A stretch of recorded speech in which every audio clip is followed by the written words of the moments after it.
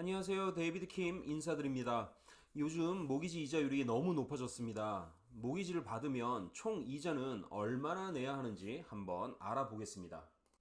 내 집을 장만한다는 것, 내 보금자리가 생긴다는 것은 한 사람의 인생에 정말 큰 역사입니다.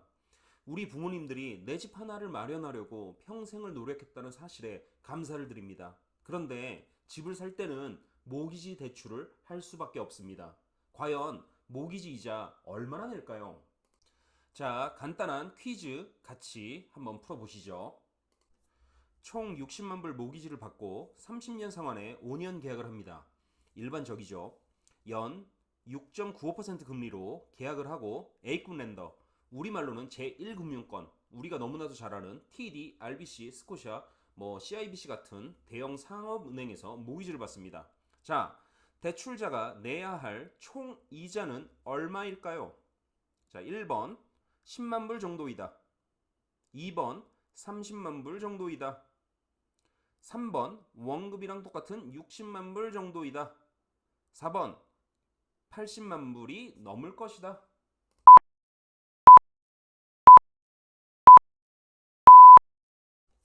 자, 정답은 4번 80만 불이 넘는다입니다. 이자만 80만 불이 넘습니다. 너무나도 충격적이신가요? 그러면 한번 실제로 계산을 해보겠습니다. 2023년 8월 25일 발표된 TD은행의 5년 변동금리입니다. 연 6.95%이고요. 이 이자율로 실제 계산을 한번 해보겠습니다. 복잡한 컴퓨터 프로그램도 필요 없고 30달러짜리 재무용 계산기 하나만 있으면 30초 만에 계산이 됩니다. 총 상환 기간은 360개월이고 연 이자는 6.95%, 매달 모기지 돈 내고요. 원금 60만 불을 빌립니다. 30년 지나면 당연히 갚아야 할 돈이 제로가 됩니다. 이렇게만 계산기에 넣으면 월 상환 금액이 3,900불 정도입니다. 그리고 총 이자만 81만 5천 불이 넘습니다. 그러면 여기에 빌린 원금 60만 불을 더하면 이 30년 상환 모기지를 받았을 때 최종적으로 은행에 갚아야 하는 돈은 140만 불이 넘게 됩니다. 이자율이 다른 상황도 한번 가정해보고 계산해보겠습니다. 연 이자율이 1.5%일 때 총 이자는 14만 4천 불 정도이고 총 상환 금액은 74만 불 정도입니다. 연 이자율이 3%일 때 총 이자는 30만 불 정도이고요. 총 상환 금액은 90만 불 정도입니다. 연 이자율이 6.95%일 때 총 이자는 80만 불이었고요. 총 상환 금액은 140만 불이 넘습니다. 마지막으로 연 이자율이 10%일 때 총 이자는 120만 불이 넘고 총 상환 금액은 180만 불이 넘습니다. 10년 뒤 모기지 금리가 10%가 될 확률이 어떻게 된다고 생각하시나요? 가능성이 낮기 때문에 10% 이하다, 0. 몇 프로일 것이다 이렇게 많은 사람들이 예상하고 전망합니다. 하지만 실제로 10년 뒤 모기지 금리가 10%가 될 확률은 50%입니다. 연 이자가 10%가 되거나 안 되거나 둘 중 하나일 것입니다. 제가 오늘 로또를 사서 이번 주 로또 1등에 당첨될 확률은 당첨이 되거나 안 되거나 반반입니다. 기본적으로 많은 사람들이 확률의 개념에 대해서 전혀 이해하지 못하고 이야기를 합니다. 주사위를 굴렸을 때 숫자 1이 나오는 확률이 1분의 6이 되려면 무제한으로 주사위를 굴려야만 그런 확률이 나옵니다. 한 번만 기회가 있을 때는 무조건 50%의 확률일 수밖에 없습니다. 10년 뒤 미래는 10년 뒤에 가봐야 알 수 있습니다.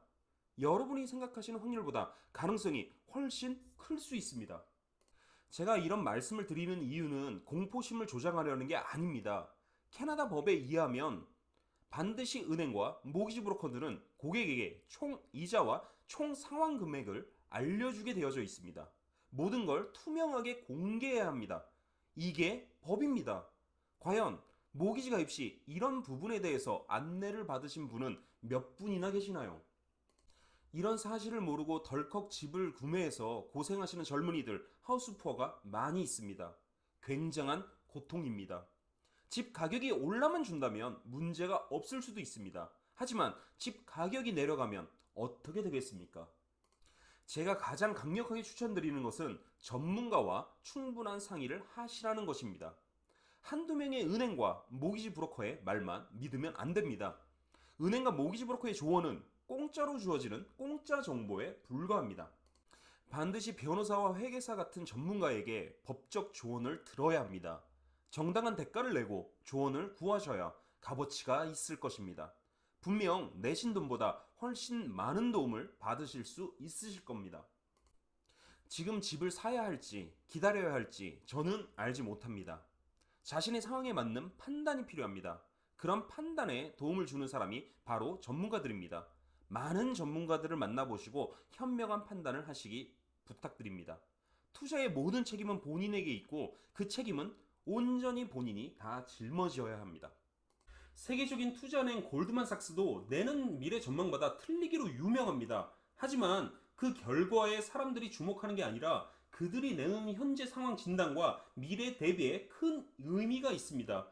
미래를 맞췄다고 좋아하는 건 무당들 뿐입니다. 그런 무당놀이는 이제는 멈춰야 합니다. 그럼에도 불구하고 집을 구매하시기로 결정하셨다면 그 판단을 존중합니다. 집 구매를 결정하신 분들은 저 데이비드 킴에게 연락을 주십시오. 가장 공격적인 오퍼로 바이어 입장에서 가장 싸게 부동산을 구입할 수 있도록 도와드리겠습니다. 얼마나 싸게 살 수 있을지는 모릅니다. 제가 받는 커미션 비용보다 최대한 바이어에게 유리한 금액으로 협상을 할 것입니다. 너무 낮은 오퍼 금액이라고 셀러 측에게 욕을 먹을지언정 그 욕은 다 제가 먹겠습니다. 바이어 입장에서 가장 큰 가치는 집을 싸게 사는 것입니다. 바이어 입장에서 그 어떤 다른 가치보다 집을 싸게 사는 것보다 중요한 것은 없습니다. 이번에 집을 비싸게 사줬다고 다음에 내 집을 비싸게 사줄 사람은 한 명도 없습니다. 이번에 사면 산 걸로 끝이고 이번에 팔면 판 걸로 끝입니다. 욕을 먹어도 일단은 깎아서 싸게 사야 합니다. 저 데이비드 킴은 온타리오와 BC주 공인 리얼터이고 모기지 브로커입니다. 리얼터는 단순 부동산 중개인일 뿐입니다. 진정한 자산 가치 평가와 판단을 할 수 있는 위치가 아닙니다. 그래서 저는 최고의 전문가들과 함께 협업합니다. 비즈니스 컨설팅 전문회사 이노시엔시, 캐나다 라이센스 전문 교육기업 히페리온 캐나다, 그리고 현지 변호사와 회계사와 집 구매 처음부터 끝까지 함께합니다.